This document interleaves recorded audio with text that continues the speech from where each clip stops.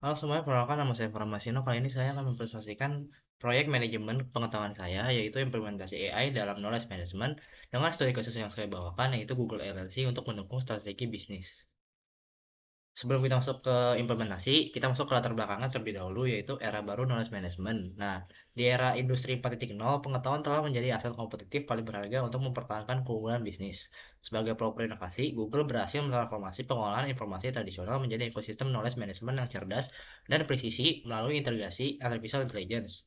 Kehadiran AI ini memperkuat seluruh siklus knowledge management mulai dari penciptaan ide hingga implementasi strategi global sekaligus mengubah landasan pengambilan keputusan dari yang sekedar mengandalkan intuisi menjadi wawasan yang sepenuhnya berbasis data.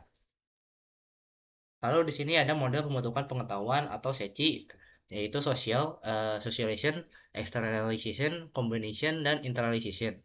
Nah, untuk socialization di sini eh, kita Google dapat berbagi pengalaman langsung dari mulut ke mulut lewat mentoring dan obrolan santai antar karyawan. Nah, untuk externalization, dia menuangkan ilmu yang ada di kepala panduan tertulis video atau dokumen rapi yang siap dibaca. Untuk combination, penggabungan berbagai explicit knowledge ke kompleks AI Google mengkombinasikan sumber data skala besar untuk menciptakan pengetahuan baru. Dan untuk internalization, karyawan baru membaca panduan tersebut, mencobanya langsung, dan akhirnya memiliki keahlian baru. Lanjut ke peran AI dalam knowledge management. Di sini ada tiga peran utama, yaitu yang pertama pengumpulan ilmu otomatis. Di sini AI membaca dan mengambil poin penting dari jutaan data, email, dan laporan secara instan tanpa perlu kita baca satu persatu. Lalu yang kedua, pengelompokan super cerdas. Sistem mengelompokkan file secara otomatis ke folder yang tepat menggunakan teknologi bahasa NLP, sehingga tidak ada dokumen tercecer. Lalu yang ketiga, penyebaran tepat sasaran. Sistem merekomendasikan dokumen penting langsung ke meja karyawan yang membutuhkan tepat sebelum mereka memintanya. Lalu di sini ada ekosistem knowledge management berbasis AI di Google. Di sini ada beberapa sistem knowledge management internal, yaitu ada yang pertama ada Google Brain dan DeepMind. Yang di sini fungsi utamanya yaitu pusat penelitian dan penciptaan dan pengetahuan. Lalu untuk teknologi AI yang diterapkan yaitu deep learning dan reinforcement learning. Dan untuk dampak nyatanya ini dia mempercepat inovasi radikal dan melahirkan produk utama berbasis kecerdasan buatan. Nah, untuk yang sistem yang kedua yaitu ada People Analytics. Dia berfungsi untuk manajemen talenta dan dinamika kelompok. Dan untuk teknologi AI yang diterapkan yaitu Machine Learning dan Natural Language Processing. Untuk dampak nyatanya, meningkatkan retensi karyawan dan optimalisasi efektivitas kerja tim internal. Lalu untuk sistem yang ketiga yaitu Google Scholar. Fungsi utamanya yaitu knowledge discovery. Teknologi yang diterapkan yaitu semantic search engine, dan untuk dampak nyatanya membuka akses riset global, memahami konteks semantik, dan memetakan sitasi ilmiah. Lalu untuk yang terakhir Workspace AI dan MoMA, di sini fungsinya untuk mendistribusikan dan kolaborasi.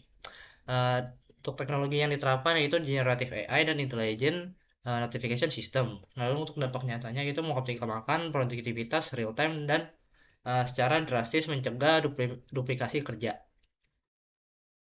Di sini untuk project yang pertama paling pertama yaitu project Aristotle, ekspektasi pengetahuan tim. Di sini ia merupakan faktor utama atau pertama penentu keberhasilan Google LLC. Di sini melalui analisis clustering dan NLP terhadap 180 tim selama 2 tahun, divisi People Analytics mengekstraksi tacit knowledge mengenai dinamika kelompok. Temuan utamanya yaitu rasa aman secara interpersonal ini sudah terbukti secara saintifik.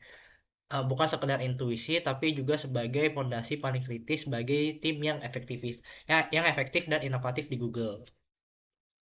Dan untuk kesalahan strategi bisnisnya itu yang pengetahuan sebagai aset kompetitif. Di sini manajemen pengetahuan dan strategi bisnis Google bersifat simbiotik. Knowledge management tidak aja sekedar IT, melainkan inti continuous innovation. Infrastruktur knowledge management yang matang mempercepat siklus R&D ke produk komersial, sementara akumulasi data membentuk barrier to entry yang sangat tinggi bagi kompetitor. Secara finansial, pengetahuan perilaku pengguna langsung dioptimalkan oleh sistem periklanan Google Ads, mesin pencetak pendapatan utama korporasi. Lalu di sini ada tiga faktor utama faktor kritis keberhasilan atau CSF. Di sini faktor yang pertama yaitu adalah budaya dan kepemimpinan. Di budaya kepemimpinan ini fondasi terkuat adalah budaya inovasi, yaitu sebesar 20% proyek yang melahirkan produk sukses didorong oleh filosofi 10 kali tinggi oleh pimpinan untuk memicu inovasi radikal.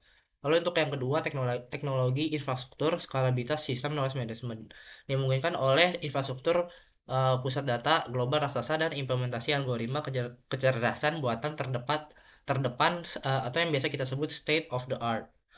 Lalu yang ketiga ada SDM dan proses.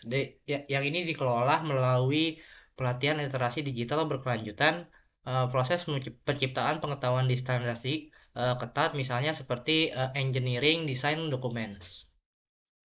Lalu di sini ada dampak knowledge management terhadap kinerja bisnis yang kita bisa lihat di sini Google Search, yaitu dia memiliki dampak sebesar 91% dan Bing 3%, Yandex atau Yahoo 1% dan lainnya hanya 5%. Di sini dominasi pasar Alphabet Inc mencatatkan pendapatan 307,4 miliar dolar pada 2023. Pangsa pasar search yang absolut lebih dari 90% adalah bukti konkret kapabilitas knowledge discovery algoritma AI Google yang tak tertandingi. Nah, untuk usulan prototipenya atau UPJ is Scholar Hub, yaitu yang pertama di sini Smart Knowledge Repo, yaitu di sini dia mengompilasi dan mengklasifikasi otomatis menggunakan machine learning driven tugas akhir proposal dan aset kode program untuk mencegah fenomena knowledge loss. Lalu untuk yang kedua, semantic search engine di sini dia merepresentasi visual canggih dari jaringan semantik model NLP tingkat lanjut dan arsitektur pohon pencarian. Lalu untuk yang ketiga, peer mentoring connect di sini fasilitas socialization digital yang secara cerdas menghubungkan mahasiswa dan senior berdasarkan rekam jejak akademik yang terekam.